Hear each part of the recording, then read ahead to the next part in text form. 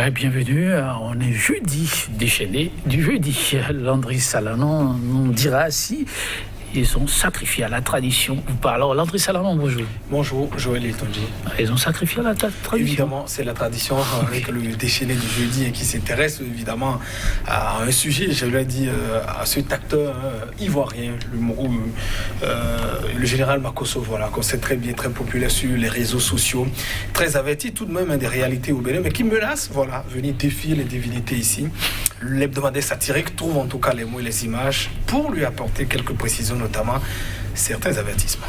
Ah oui, il y aura aussi du politiquement correct. Oui, voilà, de la politique évidemment aussi dans les parutions aujourd'hui avec, disons, cet appel de Patrice Talon à la paix adressé uniquement à Boni-Yayi. Est-ce que cela passe évidemment pas uniquement par Boni-Yayi? Quid de Sébastien Germain Adjavon? Quid de Komi Kuti? Quid également de Liali et Souli, notamment des autres acteurs, Valentin Djanoté Agossou, qui sont aussi à l'exil, qui sont des acteurs non moins importants, autrement dit une réconciliation voilà, nationale, et puis la paix définitive valerait mieux, voilà ce que disent aujourd'hui les journaux. Et puis troisième sujet, on tend sans doute vers une certaine reformulation, j'allais dire une certaine réforme, disons dans les horaires de service, bientôt, j'allais dire peut-être des journées continues dans les quelques mois en République du Bénin. En tout cas, ce sont les familles qui pourront pousser un ouf de soulagement quand on sait plus de temps pour les enfants aujourd'hui. Une course à la montre qui ne disent pas son nom. On va y aller, Landry. Et alors, on démarre avec quel quotidien? Nous démarrons avec l'Éco-Info. L'Éco-Info qui nous parle de l'élection présidentielle de 2021 au Bénin. Attention, ce que doit faire l'opposition pour nous éviter l'erreur collective historique de 2016 figure dans les colonnes du journal. Le temps presse, donc précise le canard. Pour l'opposition, celle-ci n'a plus de minutes à perdre. Un politique, dit-on, rien n'est joué, rien n'est gagné d'avance, prévient donc le journal L'Éco-Info. Matin Libre nous dit que la rupture peine évidemment à admettre la crise sociale. Et puis, ce gros titre en manchette, le chef de l'État au contact des populations, Yayi a été servi, allusion faite, disons à cet appel, confié cette mission que semble confier le chef de l'État aux sages de Parakou. Yayi servi, quid de Soglo, de Adjavon et de Komi Kuti. Voilà donc les interrogations du journal. Et puis, situation des agents conventionnés du CNHU, Hubert Koutoukou-Maga ici à Cotonou.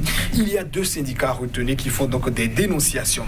Et après, les CV critiques des proches du pouvoir, Mo Ibrahim, subitement crédible, voilà, se dit donc le journal qui évoque, disons, ces critiques acerbes, voilà, des membres du régime à l'indice Mo Ibrahim, mais aujourd'hui donc qui le cite évidemment pour révéler certaines performances du Bénin. Escroquerie via Internet, un individu a été donc interpellé à Parakou, et puis parlant des licences et des masters, notamment ces examens, retenez que ils sont désormais institués par le gouvernement en République du Bénin.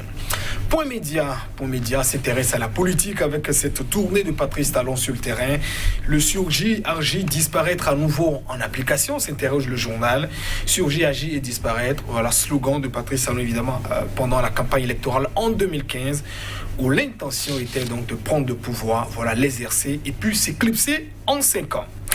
On parle aussi, toujours à la une du journal, de la présence massive des populations lors de la tournée de Patrice Talon. C'est le piège du mirage, nous dit donc le journal en sa manchette. Et l'attention donc au sein des unités de police républicaines, il y a des ex-commandants de brigade qui sont remontés, information que rappellent les canards depuis plusieurs jours. L'Afrique en marche, on parle donc de redressement fantaisiste. À comment est ça? L'entreprise appartenant à l'homme d'affaires Sébastien Germain Adjavon ferme basse sur les biens de Sébastien Germain Adjavon. L'USL, le parti dont il est président d'honneur, dénonce les grosses ficelles d'un roman fiscal écrit depuis plusieurs jours, nous dit donc le quotidien. Toujours à la une du journal, on parle donc de ce colloque au niveau de l'université d'Abomey-Calavi. En dépit des échecs de Patrice Talon, Amonsou et Djogbenou vantent les réformes bancales de la rupture. Et puis, date de publication des œuvres, évidemment, du professeur Hiroko, la réaction du professeur Efi Bolé, voilà, chef du département d'histoire de l'université d'Abomey-Calavi a été donc publié dans les colonnes du journal Afrique en marche. Le quotidien de service public La Nation nous parle de l'administration publique. Il y a un réaménagement des horaires de travail, voilà, qui est donc en perspective. Voilà, j'allais dire une réforme donc envisagée qui sera sans doute une réalité dans les prochains jours, en tout cas avec l'approbation du gouvernement. Et l'Économiste, le journal spécialisé, nous parle donc de 100 milliards de francs CFA au profit du secteur agricole. Le Fonds national du développement agricole vulgarise le mode d'accès à cette mesure gouvernementale, nous dit donc le journal. Et puis, on parle aussi de cette distribution de gaz domestiques et accessoires. Voilà. Il y a une entreprise qui offre donc de produits de qualité au meilleur prix. Et puis, on va boucler, évidemment, avec le quotidien, j'allais dire l'hebdomadaire satirique, le déchaîné du jeudi, qui parle donc de polémique autour de son arrivée à Cotonou. Fais pas le saut, Makosso, voilà ce que nous dit donc l'hebdomadaire satirique en sa manchette. Je suis le général Makosso, voilà, le roi de la marmaille. Je m'en vais donc défier tous les fétiches béninois. Et à l'association des fétiches qui semble donc lui répondre, il vient où même ce type. Merci à vous, Landry Salanon, de quoi arracher le sourire, mais en même temps, c'est du sérieux. Alors, Landry Salanon, on va démarrer, pourquoi pas, avec l'Éco-Info qui fait ce clin d'œil à l'opposition. Certains parlent de mise en garde. Oui, l'Éco-Info qui semble donc avertir l'opposition. Attention à ne pas commettre les mêmes erreurs que 2016, c'est-à-dire l'erreur collective. Le journal qui, dans ses précisions, apporte donc des détails en disant que si nous sommes évidemment tous conscients que ce que nous subissons aujourd'hui a été sans doute la stratégie définie donc par l'opposition en 2016. Attention à ne pas commettre les mêmes erreurs, voilà, en n'affinant pas, par exemple, sa stratégie, en ne définissant pas, j'allais dire, de meilleurs angles de traitement pour cette élection. Alors, on le voit très bien, l'opposition qui, pour le moment, semble donc beaucoup plus préoccupée. Je prends par exemple les démocrates, le parti, en tout cas, qui se positionne davantage comme parti d'opposition, même si les forces Touripo et Bénin émergents aussi réclament, comment dit-on, la même position sur l'échiquier politique national. Évidemment, les actes parleront mieux que les paroles dans cette situation.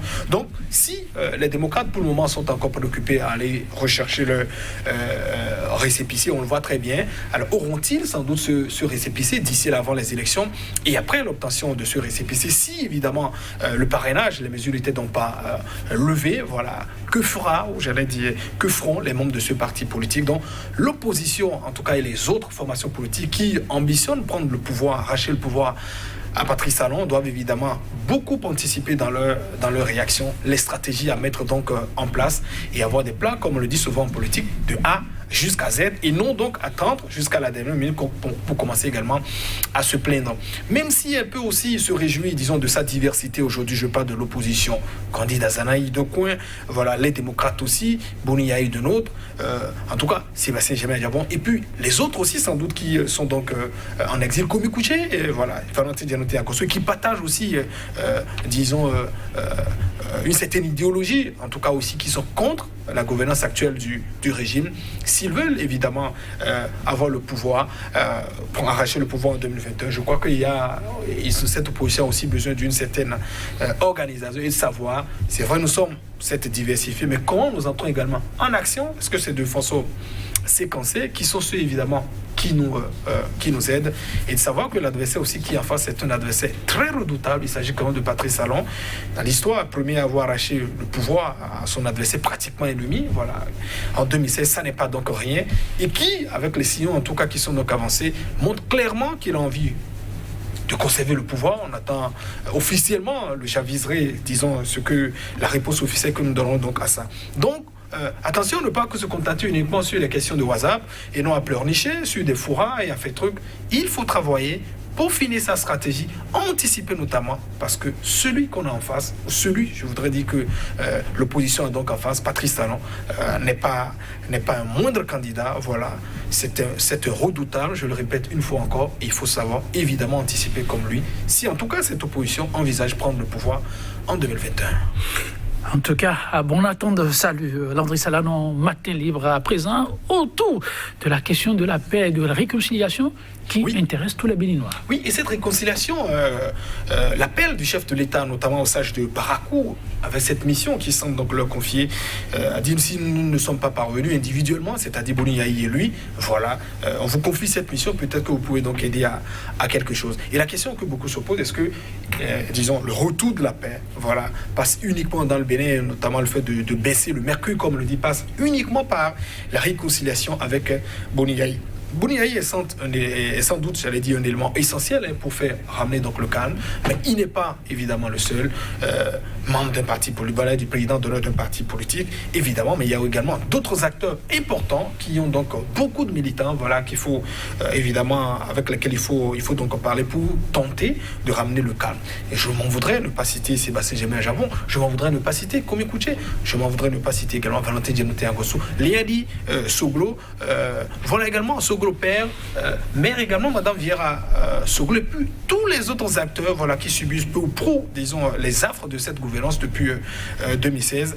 Monsieur le Président de la République, pas uniquement quand même avec Boni Yayi, on demande que tous les autres acteurs également soient donc associés afin qu'on fasse d'une pierre, voilà, plusieurs coups, comme on le dit, et non penser uniquement que Boni Yayi serait donc la solution, même si on ne dénie quand même pas, disons, l'immensité de cet homme et sa capacité également politique à faire, également à défaire, vous voyez. Et on le dira aussi jamais assez, hein, ce régime a contribué beaucoup à entretenir la côte de Boni Yayi depuis 2016. Ça a été également l'œuvre de ce régime, même si on sait que l'homme était véritablement redoutable. Vous n'avez pas oublié, même si on peut parler également aujourd'hui que c'est d'un procès en 2018 a fait ICC médiatiser. L'objectif, en tout cas, même si ce n'était pas officiellement révélé du point de vue politique, les législatives s'approchaient, donc c'était quelque part de nuire à Boni Yayi.